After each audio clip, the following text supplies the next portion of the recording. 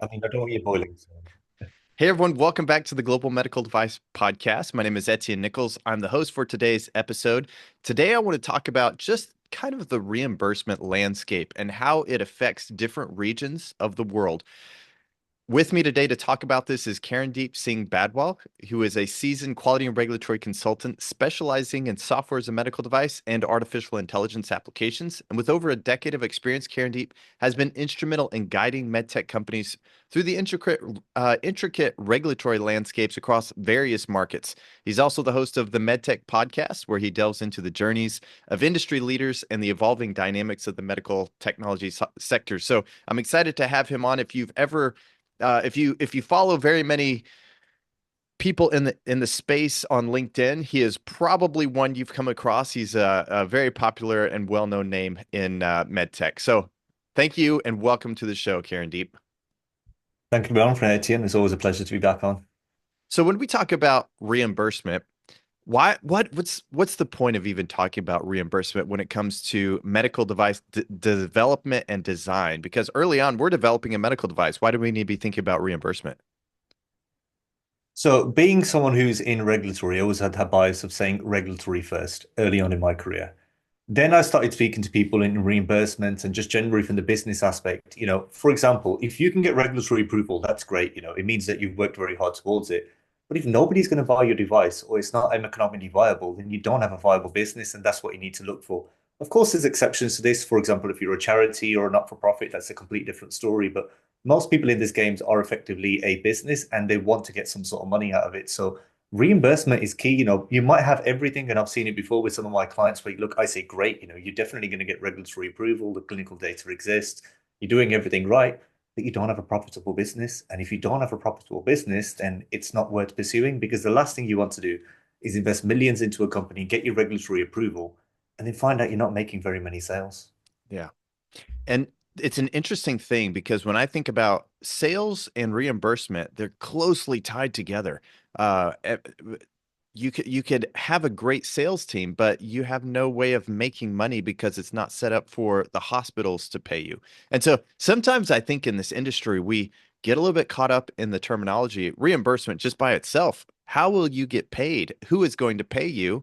And through what means will they pay you? So I wonder if you could maybe guide us a little bit through the different major markets like the US, Europe, Asia. So just some of the maybe high level differences in how those reimbursement systems are set up.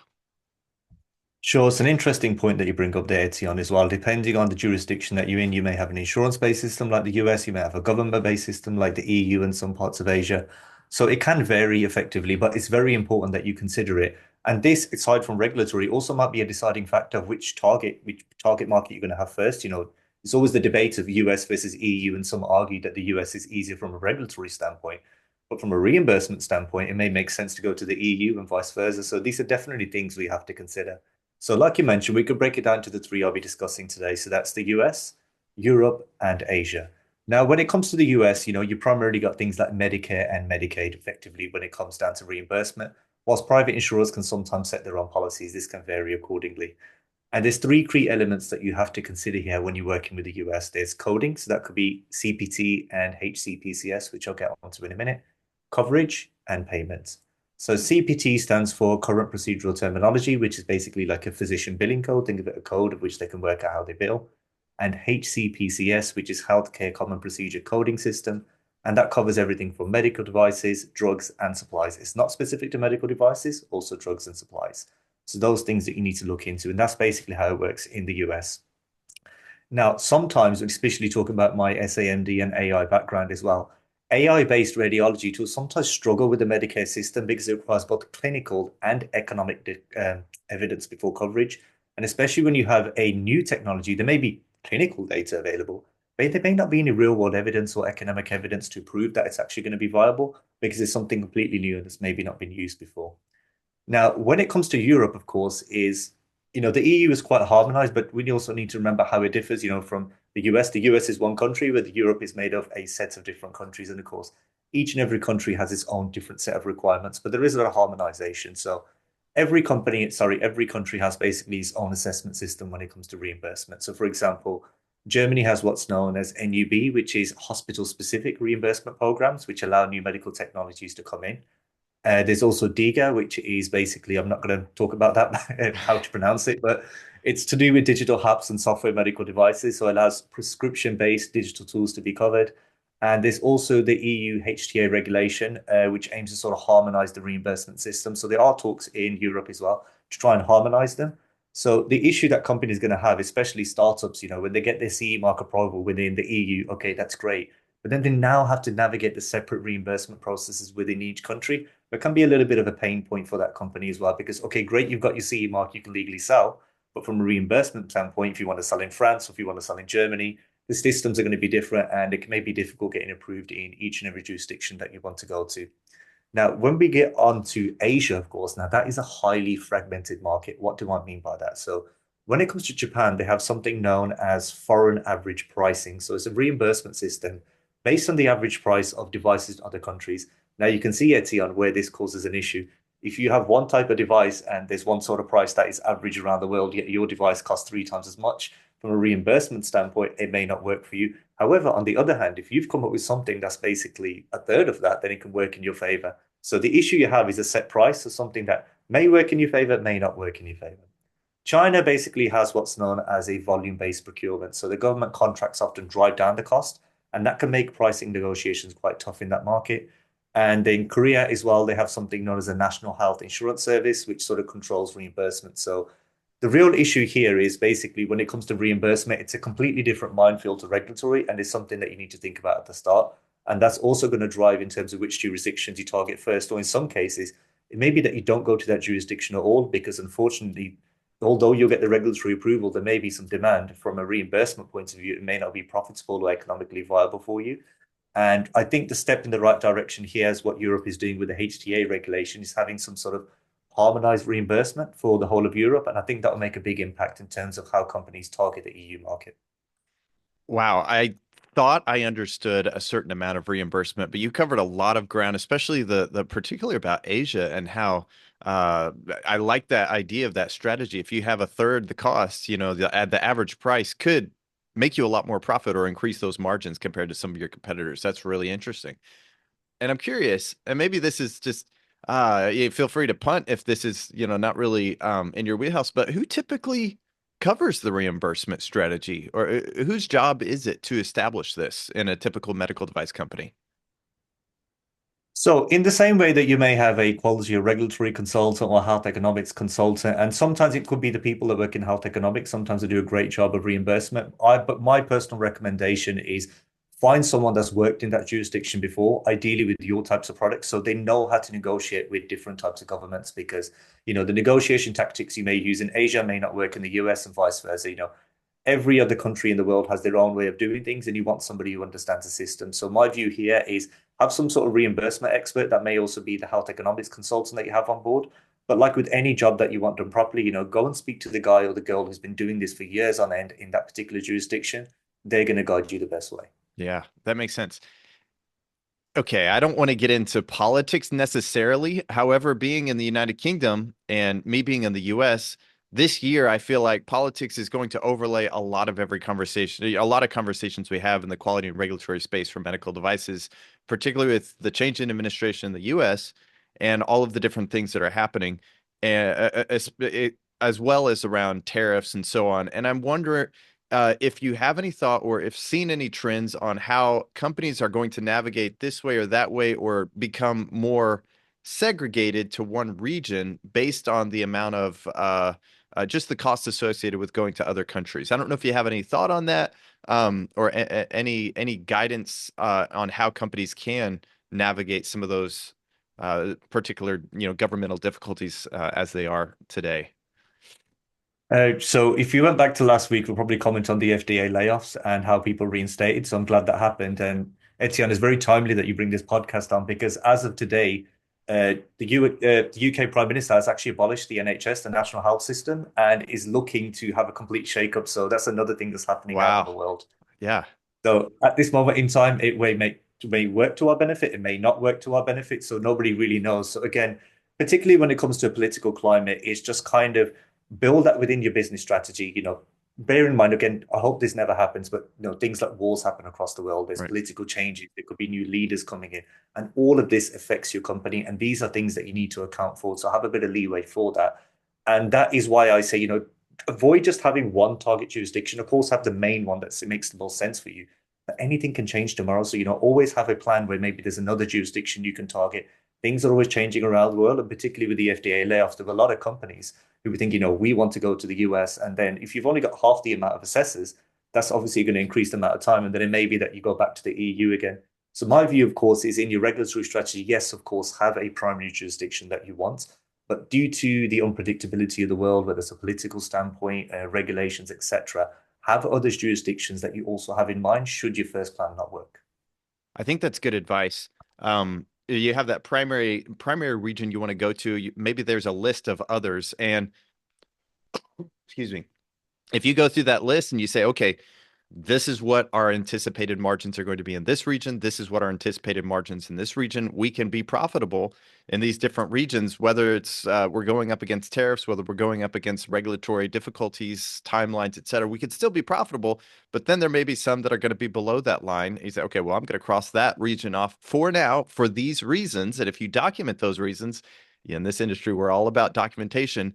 You may be able to circle back and bring that region back up as things change, because it seems the only constant is change at the moment. So, and maybe it's always been that way, and I'm finally old enough to recognize it. Uh, that being said, I know you already mentioned some about software as a medical device. You already mentioned some about AI and your experience there. Are there any unique challenges, other than the ones you've already mentioned, that these technologies face in the current reimbursement frameworks? Yeah, very much so. Number one could be no established billing codes. And we can go also back to Right. the FDA 510(k) product codes as well. When a newer technology comes along, you often have to go down the de novo route. And it can also exist with billing codes as well. If there's a new type of technology, there may not necessarily be a billing code that exactly is right for that particular type of product that you're going to come into as well. The second one, of course, is real world clinical and economic evidence, because this is something quite new, or maybe there's not a lot of it on the market. How exactly do you prove any uh, cost effective proof, because there's nothing else currently on the market? And in terms of real world data, that's going to be limited to none. So that's another issue that you may face as well. Another one, of course, is when you have these issues where there's no real world clinical or economic evidence, this can potentially delay your reimbursement statutory. So this can take potentially years. So, for example, like people say regulatory can take years. Uh, Reimbursement can also take years as well. So that's something you have to consider. So that's why I say it's very important at the start to figure out how long this is going to take. So, if you're still in the baby phases of your company and you're not going to make a product for 4 years from now, brilliant. You can go out and collect the clinical data. The last thing you want to do is get to that point and thinking, we don't have any clinical data for regulatory and we don't have any for reimbursement. What do we do now? And Etienne, despite the education and the great platform that you have, it's far more common than we actually should be. There's a lot of information out there, but then sometimes companies, they delay the regulatory, they delay the reimbursement, which is understandable. They're raising funds, marketing, Sure. etc. But it's a mistake that they often make. So this is quite common, and you'll see it as well. A startup may get FDA clearance, but then realize there's no real reimbursement pathway, which goes back to what I was saying earlier as well. And this, you can actually see this as well. So if you go into the FDA board database, there'll be products that get their 510(k) and never hit the US market. Now, in some cases, some companies get a 510(k) because they're easier to go to other parts like Asia and other parts of the world, Africa, etc. Because once they've got that 510(k), also some parts of Saudi Arabia. But you also see companies who get the 510(k), try to sell their product, and then realize it's not economically viable and there's no reimbursement pathway. Now, luckily, with education out there, companies are taking the regulatory reimbursement pathway a lot more seriously, but this still happens to this day. You'll still see companies get the regulatory approval and then realize that the reimbursement's just not working for them. And then unfortunately, these companies fold. And they may have a fantastic product that's going to go out and change lives, but if they haven't got money in, then they can't keep making these products, right?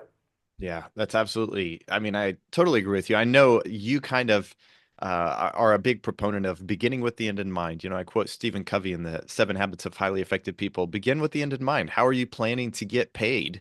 And you have to really build that in. And the other thing I think about is you mentioned baby companies, and you might have mentioned this at the very beginning, but when I think about reimbursement strategy, if you explore that early enough in the product development cycle, and you kind of extrapolate out to the nth degree to when you're actually in the hospital and you're selling and you recognize this isn't viable, you could actually go back, change your indications for use, change some of the things in the design itself, and be more profitable. It may be a slight change. Would you agree with that or elaborate? What are your thoughts?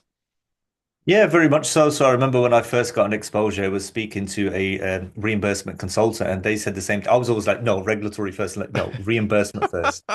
And the example that they gave me, Etienne, exactly how you just explained it is depending on the indications, the claims you make for your product, you may be suitable for a different reimbursement code. And it could be the difference between getting $100 for it and $700 for it, just by making a few simple changes. And as you highlighted, Etienne, if you build that in from the start, saying, okay, these are the two potential codes that we can go through, but if we change some claims and indications, we can go for this one, which seems more profitable and more in line with what we want to do.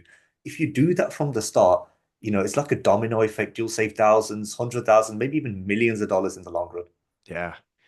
Okay, I want to throw something else at you then. So in the US, we have everyone has their acronyms. It's just the industry, it's not the US, but RX versus OTC, prescription versus over the counter. There's different ways to get to market. Do you have any thoughts or advice, personal feelings about going straight to the market as far as going straight to the consumer versus going prescription first? And I might think of something like a blood pressure cuff or a CPAP machine, and so on. Does it make sense in your mind one way or another, or have you thought about that sort of thing as far as when it comes to going straight to the consumer, selling on Amazon versus trying to sell to a hospital?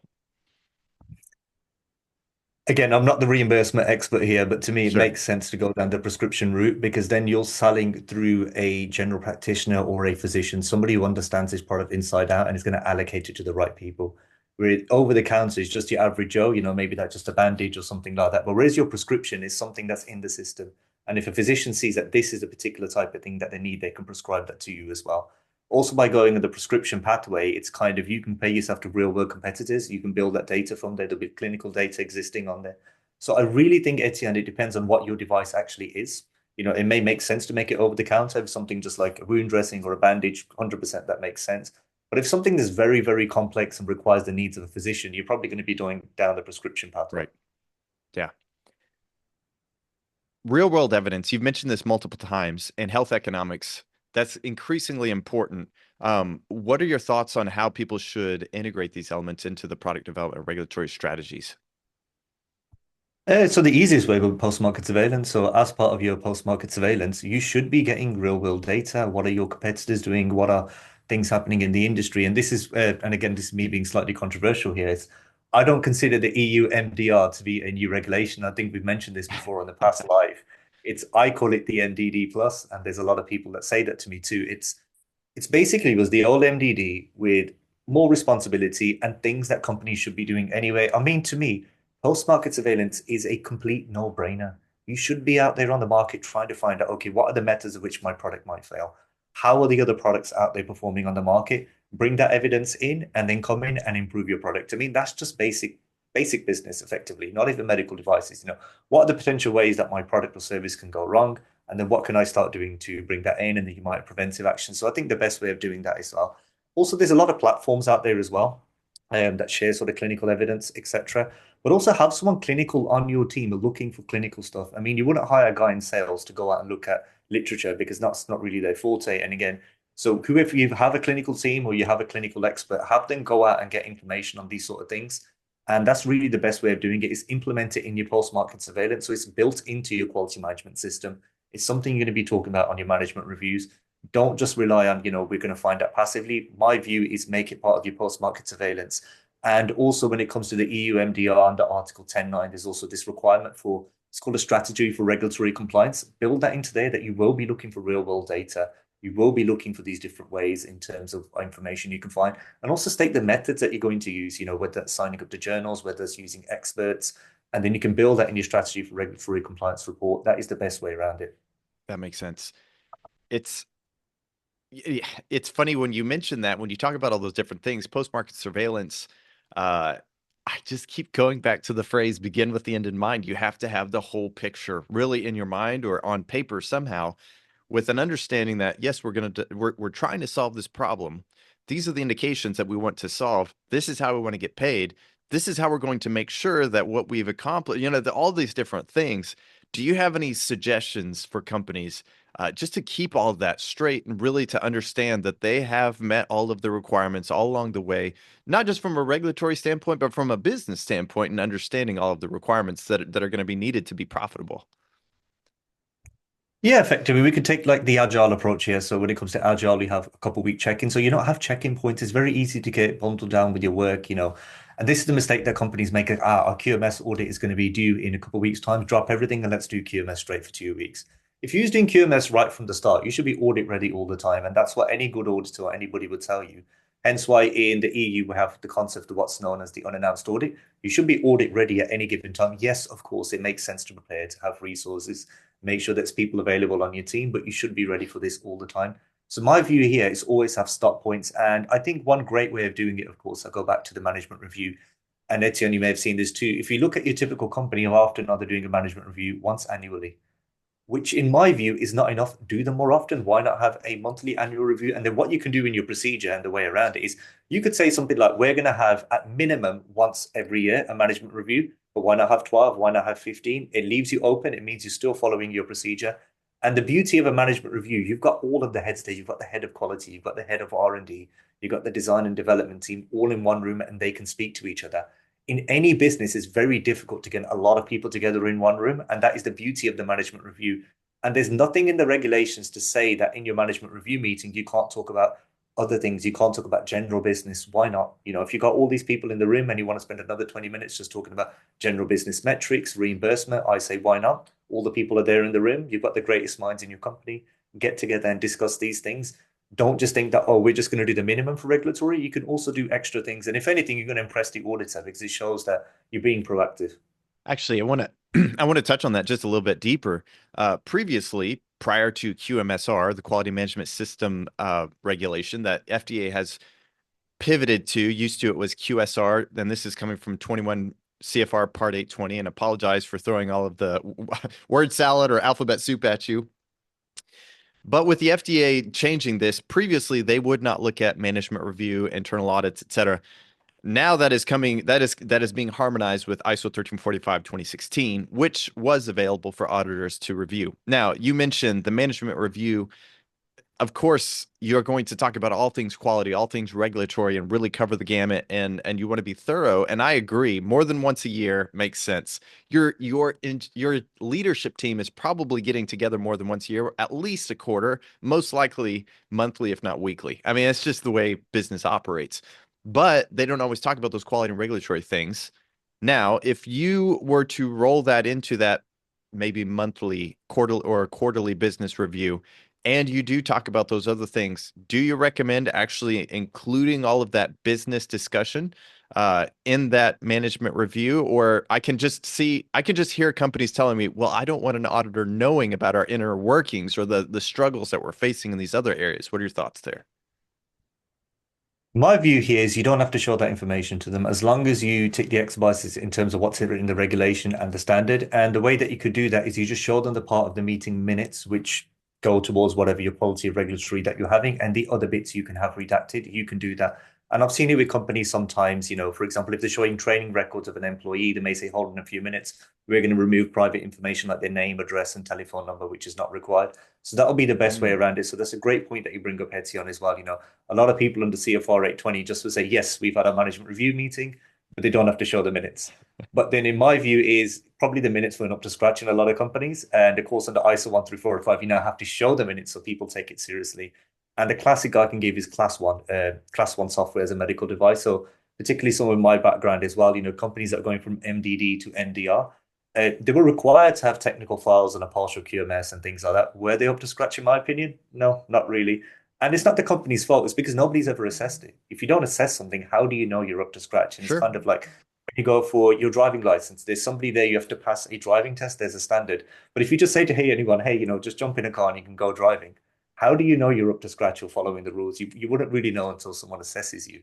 And I think that's the best way around it. So my view here is you can redact information if it's got nothing to do with the requirements of the regulatory and policy, and there's nothing wrong with that. So you might have a different section of your management review where you minute these things, and then you can leave that out during audit time. the phrase, I don't know who I'm quoting here. I don't know who this comes from, but what gets measured gets managed. And I think that's accurate. You know, if you're not paying attention to anything, of course it's going to start to slip, and you stop really caring about it too much. So I am on the fence as to whether I like that the FDA is now going to be reviewing management review. I guess I'm a product of my country in that we have a very much an independence and anonymity, mindset. So there's whether that's good or bad, we can make that argument. I always love talking to you though, Karandeep, because I feel like we have the quintessential UK versus American when we have these conversations, and I love that because I you kind of raise my awareness to a global view, and I really appreciate that about you. And actually, there's something about that I wanted to mention. Your take on the EUMDR is different than a lot of people that I mentioned. And it's interesting because you are in that situation. You're in the UK. I know, okay, the UK has its own thing going on, but you are surrounded by EUMDR. And your take is that it's MDD plus. And so I really appreciate that because it's a different perspective than a lot of the ones that I am familiar with. When it comes to reimbursement, do you see it as a similar situation? And can we go maybe? I don't want to go too deep because I think sometimes we lose people, but the pros and cons of the different types of reimbursement as it relates to the US. I don't know if you have any particular examples about how the EU performs its reimbursement through the government spending or the US through its healthcare insurance reimbursement. But do you have any just maybe pros and cons just very quickly?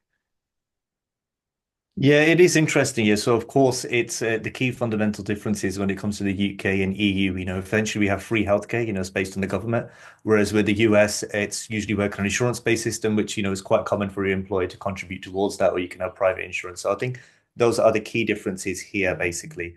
So the benefits, of course, of the US compared to the EU, you have a large unified market. It's the whole of the US. Whereas the EU, we have different individual countries, as I was Mm, alluding to earlier, which can make it very confusing. So the benefit of the US is it's just a large unified system, and it's quite clear in terms of where you are, and you don't have to apply from state to state, which would be a complete different outcome nightmare if you had to do that as well.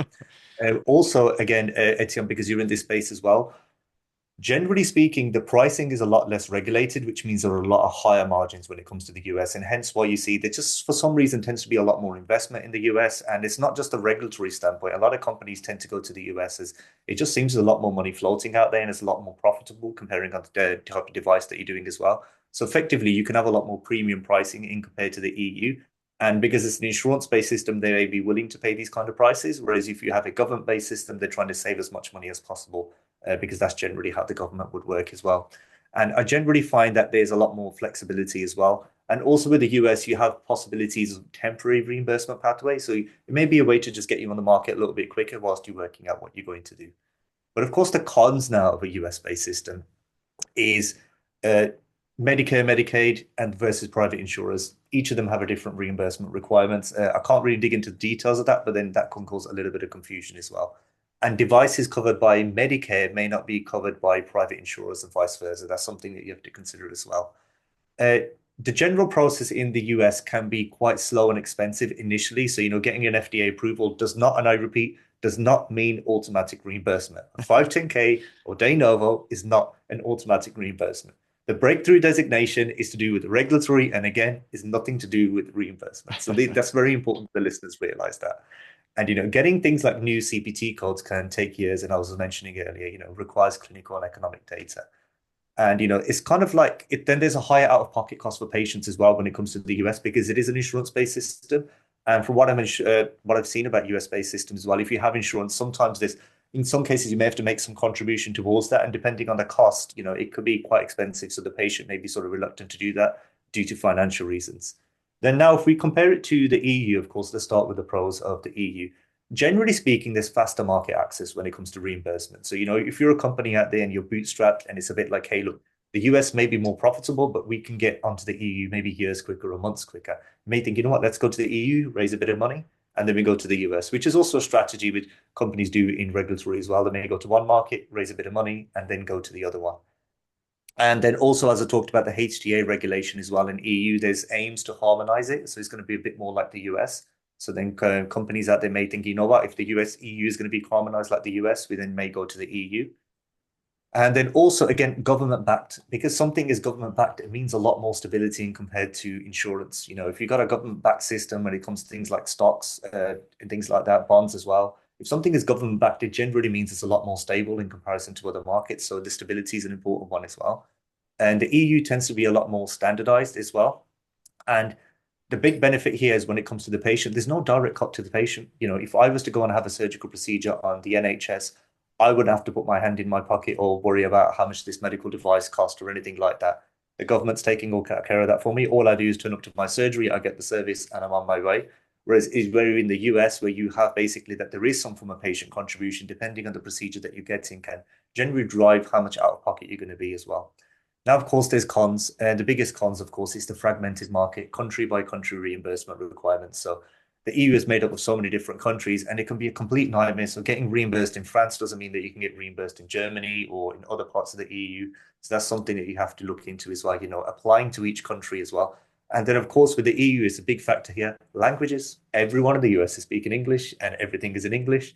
Whereas you go to Europe, you have French, German, Spanish, Italian. You have all these different languages. And Etienne, as you know as well, when you translate something from one language to another, things can get lost in translation. And, if there's anybody out there who's a language expert and can speak multiple languages, go out and read the EU MDR in each and every different language. Oh, And I would swear to you, some of the yes. requirements can come across as completely different. And that causes a complete minefield. So, you need different language experts, which again can get quite costly, and somebody who understands how the government of that country works as well. And also strict cost controls as well, because it's a government-based system. It's generally going to be strict in terms of how much you can charge. And that's really it as well. So I think those are the key systems here. It just seems that with the US, you can maybe command higher prices.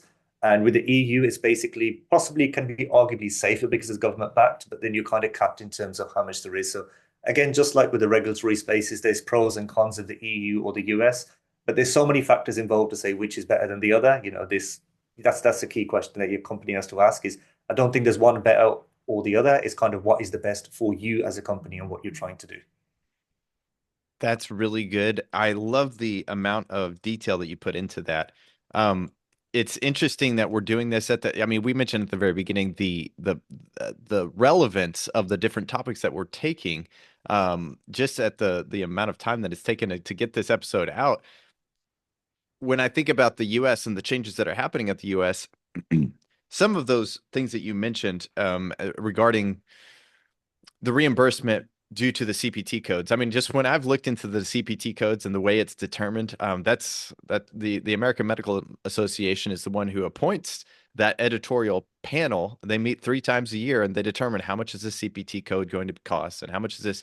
And that's kind of an interesting thing. It's just this one group. And I'll just mention this just because I just want to kind of highlight the potential changes that are even coming even yet. When we look at the across the government, you mentioned today that some of the changes that are happening there in your country, the new FDA commissioner being appointed, Marty McCary, I believe his name is. If anyone has read his book, The Price We Pay for Healthcare, um, he is a big proponent of the way of changing a lot of those things. So I, I'm a big believer in planning for the future, planning for today and what you have, what you expect things to be as it is today, but also understanding where we could potentially be going. No one really knows exactly where that is here in the US. Hopefully things are a little bit more stable in other places, but yeah, I'll stop rambling or whatever this is, but I just want to give that just caveat that a lot of things, it is a changing market that we're seeing. But the one thing that I would take away, and maybe I'll ask you this question, if our listeners could take away one thing, what would that be? I'm going to tell you what my takeaway is, and that is there are layers to developing a medical device and the strategy of the medical device. The regulatory layer is one that we preach a lot. Understand your regulatory pathway, understand your regulatory regions that you want to go to, as far as your patient populations and clinical investigations, et cetera. If it's to the US, is it 510K? Is it a de novo? Do you need to go the PMA pathway? What class are you? What risk? But this other layer of reimbursement is is stratospheric. It's very foundational to the development of your medical device, even to the very beginning in the product development space. But I'd be curious what your thought is. What are one of the one if there's one major takeaway you'd like the listeners to come away with, what would that be? Yeah, so I suppose, yeah, reimbursement isn't just the final step of a regulatory approval. Consider it a core business strategy and it should be part of your business strategy from day one. You can have the most innovative, the most world-changing medical device in the world, but if you don't have a clear reimbursement or regulatory strategy, no hospital or no payer is going to buy it. So the earlier that you align this, the better off that you are. Whether that's the EU or whether that's the US, the principles behind the regulatory strategy are more or less the same. Of course, the way that you go about it and the way that you get reimbursed is going to be different. But this is basically what it is. And then, as we were alluding to earlier as well, the world is very unpredictable at the moment. What's happening in the UK, what's happening with the FDA. So, by all means, have that one jurisdiction that makes the most sense for you. But, don't discount on the parts of the world. At least have them there in the back of your mind. So if something does change, for better or for worse, at least then you can change your strategy. I think that's the key to a core business strategy. If something doesn't work out, you can maybe take a different path. Don't be too strict on just one. Have some sort of buyout clause or a different way that you can just take if everything doesn't go to plan.